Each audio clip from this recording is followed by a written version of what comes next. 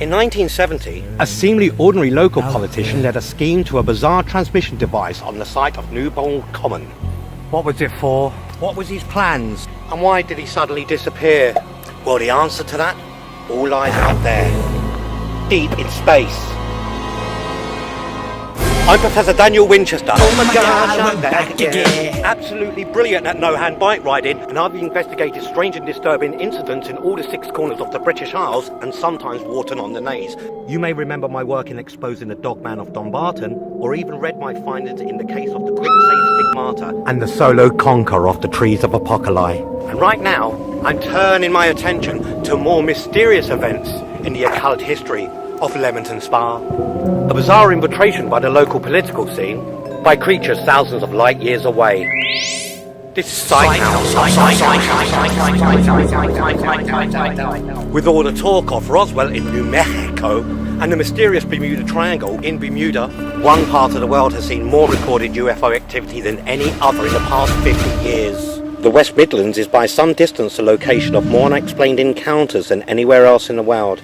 More recently, the case of the Dudley Dorito has been widely observed. But for over 150 years, many more mysterious visitors have been reported in the night skies of the Midlands. Recent examples include the Dorridge Disk, captured in 1999, the Prince Thorpe Platter, reported by several eyewitnesses in 1987, and the Coventry Corona, which caused widespread panic and recorded numbers of calls to the emergency services in the Cold War paranoia of 1992. This is by no means a modern phenomenon. In the years before alliteration became a key part of UFO categorization, there was all manners of incidents that we would now regard as UFO activity. The off-church sky raiders reported by a farmer in 1911 who see it in the wee hours of the morning. Apparently he was nursing one of his sheep. Yeah. Rape! As far back as 1830, there are recorded sightings of an aerial phenomenon locally known as the Leamington Lanterns. One of those sightings were recorded by the local vicar, not to his brethren or his brethrens, but his brother. In a letter. Dear brother, oh brother, I am forced to take quill to ink. Upon my evening perambulations, I observed such a macabre display of airborne devilry that I was forced to grimly clench my loins to avoid soiling my cassock. I confess, I turtle-headed.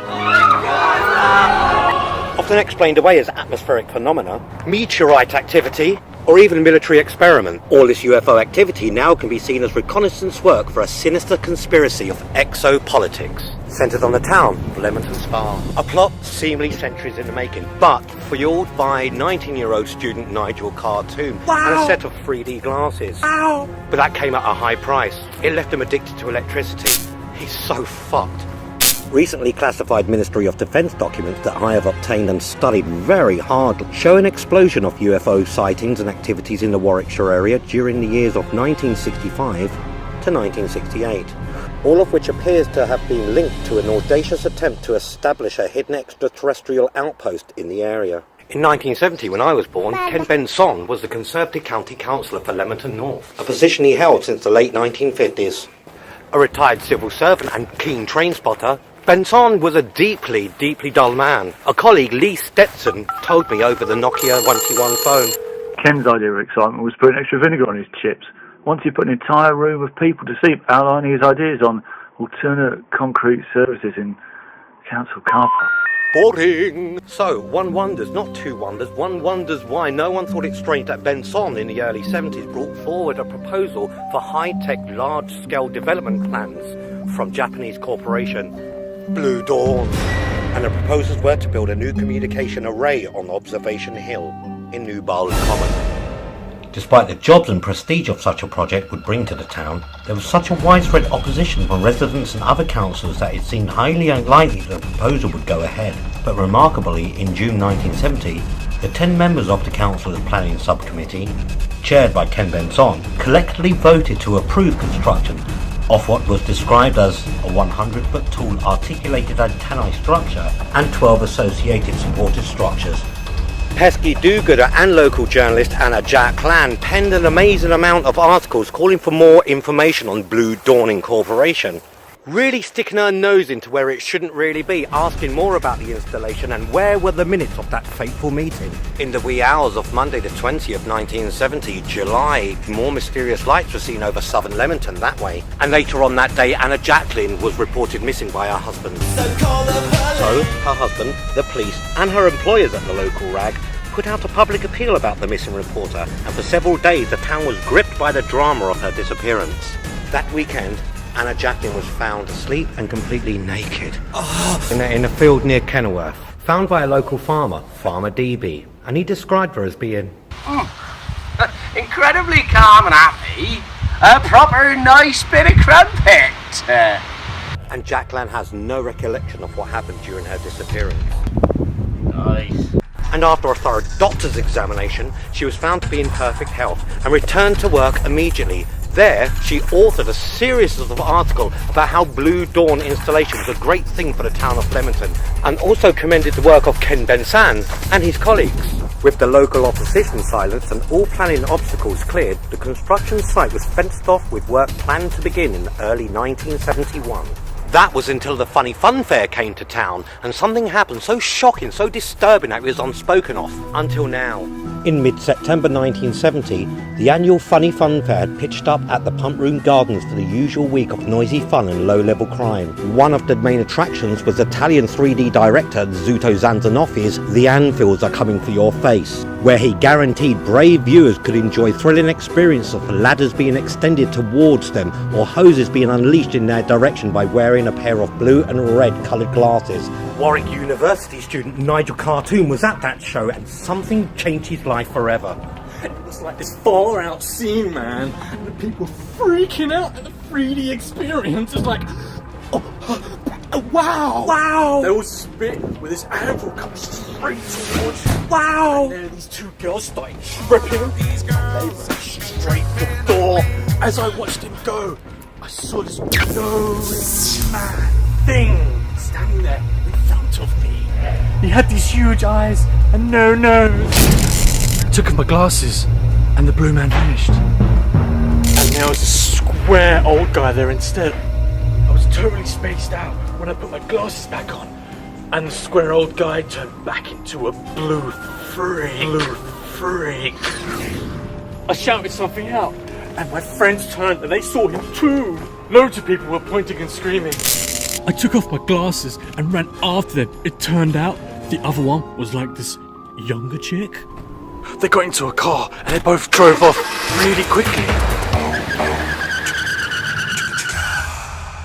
The young woman that frazzled brain Nigel Khartoum describes fits the description of none other than journalist Anna Jacqueline. And the square-eyed guy, yeah, none other than, you got it, Ken Benson. Those who witnessed the strange blue beams were quickly discredited by the authorities, who placed the blame on the LSD-tainted candy floss and the potent new street weed Whizzy Trip Puff. This generated huge public outcry towards the Funny Fun Fair. Nigel Khartoum didn't believe this though, and has spent years looking for the truth before he spoke to me. I know what I saw, man. I didn't have any candy floss or Whizzy Trip Puff. They were totally real. They were there, man. Whatever the fact of the matter is, one thing we do know is that Ken Benson, Anna Jacqueline, and 9 other members of the County Council Planning Committee all disappeared. And they were never seen again. And Blue Dawn Incorporation was found to be a shell of a company. No assets, no headquarters, not a sausage, my sausages.